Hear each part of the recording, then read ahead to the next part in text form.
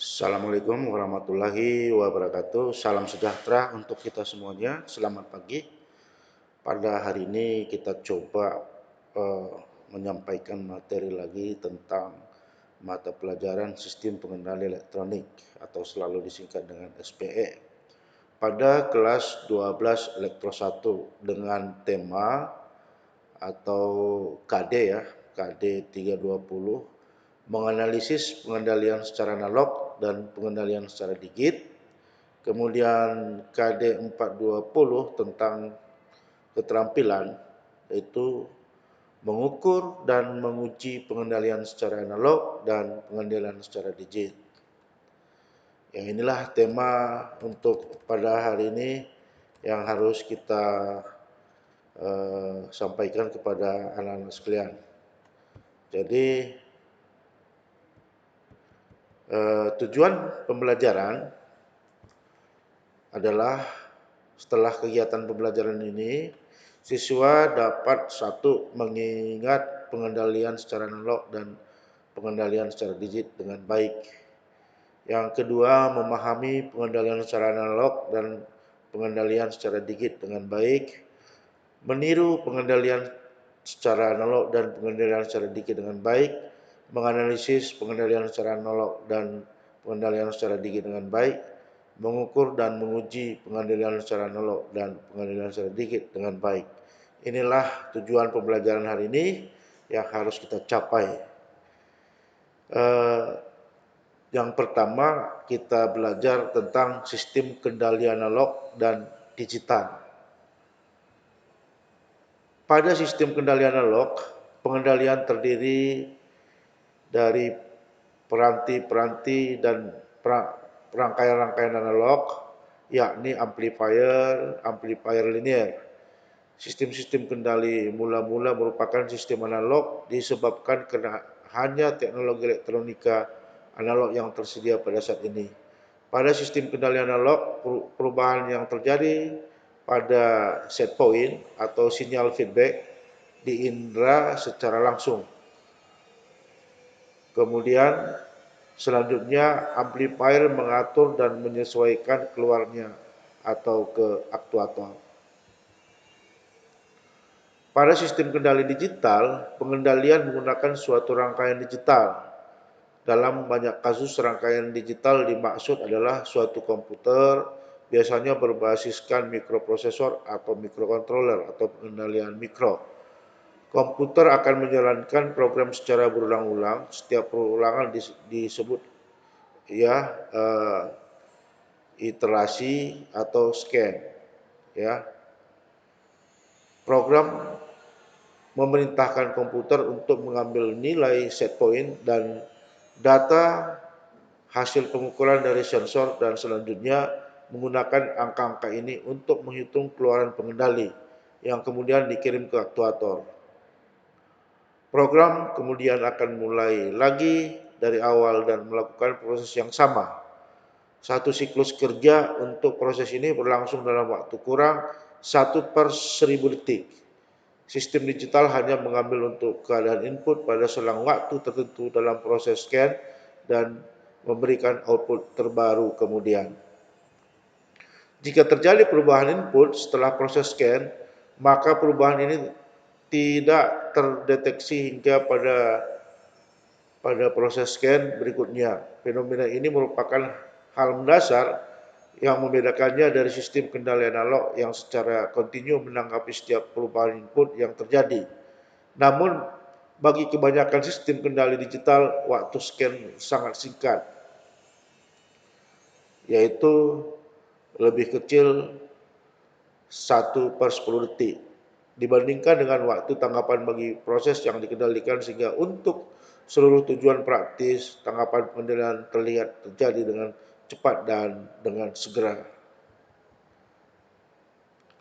Lingkungan sekitar adalah dunia analog.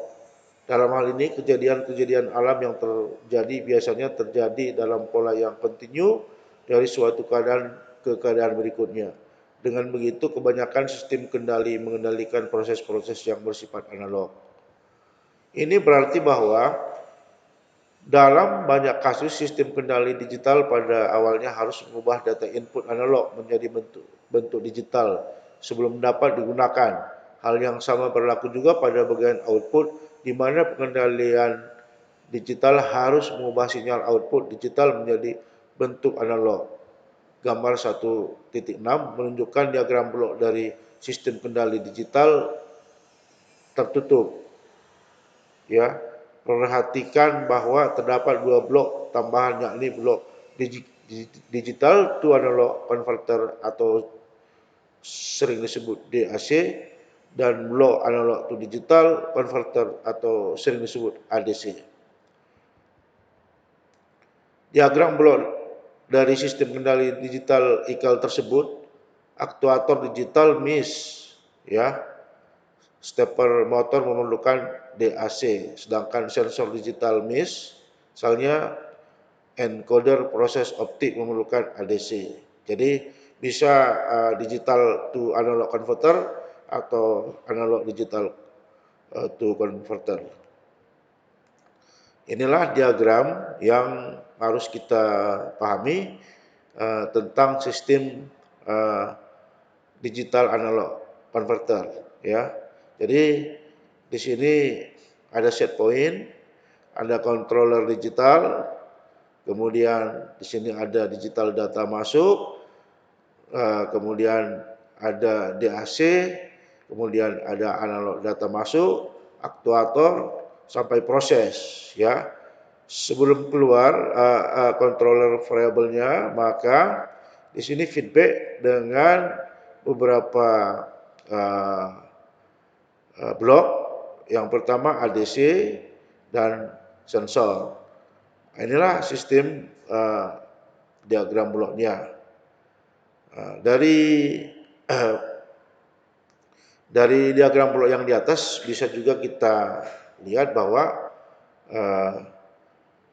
perhatikan pula bahwa sinyal umpan balik feedback dari sensor setelah melewati ADC langsung dikirim ke pengendali komputer. Berbeda dengan sistem analog, di mana sinyal feedback diberikan ke komparator untuk membandingkannya dengan nilai set point. Ya, ini berarti bahwa pada sistem digital komputer langsung berfungsi sebagai komparator antara nilai set point dengan nilai sinyal feedback. Analog adalah suatu besaran yang berubah dalam waktu dan dalam ruang yang mempunyai semua nilai untuk setiap nilai waktu dan atau setiap nilai ruang. Sementara digital berasal dari kata digitus dalam bahasa Yunani, berarti jari jemari. Apabila kita hitung jari jemari orang dewasa, maka jumlah 10, nilai 10 tersebut terdiri dari dua radik, yaitu 1 dan 0. Oleh karena itu, digital merupakan penggambaran dari suatu keadaan bilangan yang terdiri dari angka 0 dan 1 atau off dan on, bilangan biner. Semua sistem komputer menggunakan sistem digital sebagai basis datanya. Dapat disebut juga sebagai istilah bit binary digit komputer pada proses memiliki serangkaian perhitungan biner yang rumit. Dalam gambaran yang mudah saja, proses biner seperti saklar lampu yang memiliki dua keadaan, yaitu off 0 dan on 1. Konsep digital ini ternyata juga menjadi gambaran pemahaman suatu keadaan yang saling berlawanan.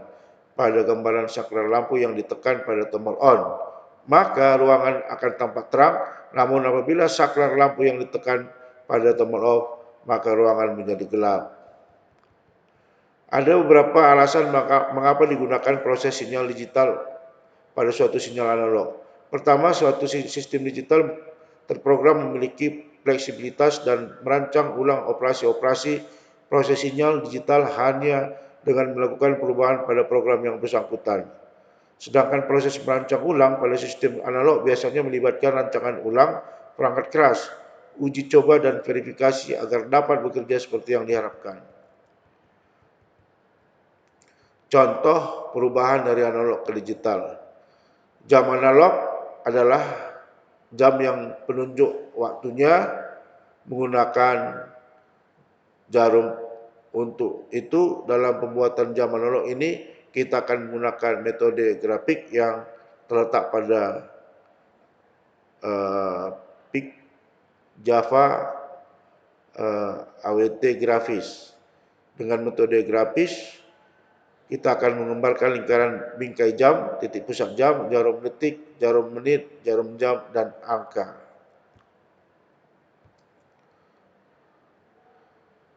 Jarum jam analog bergerak secara kontinu sehingga setiap saat mampu menunjukkan waktu yang tepat.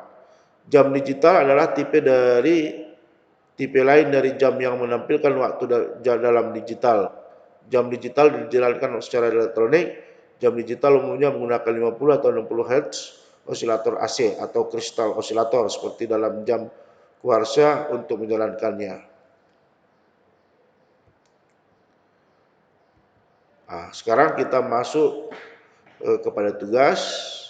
Ya, karena materi yang sudah kita sampaikan seperti ini, maka silakan dibaca dulu materinya, nanti dipelajari. Jika kurang memahami bisa ditanyakan kembali, bisa didiskusikan. Setelah selesai didiskusikan, maka tugas Anda untuk menjawab tugas yang diberikan. Yang pertama, jelaskan pengertian sistem kendali analog. Yang kedua, jelaskan pengertian sistem kendali digital. Yang ketiga, jelaskan perbedaan sistem kendali analog dan digital. Yang keempat, buat rangkaian pengendalian analog dan digital. Yang kelima, gambarkan diagram blok sistem pengendali analog dan digital. Demikian materi hari ini untuk disampaikan. Silakan dipelajari ulang dan tugas-tugasnya dikerjakan. Demikian, terima kasih. Wassalamualaikum warahmatullahi wabarakatuh.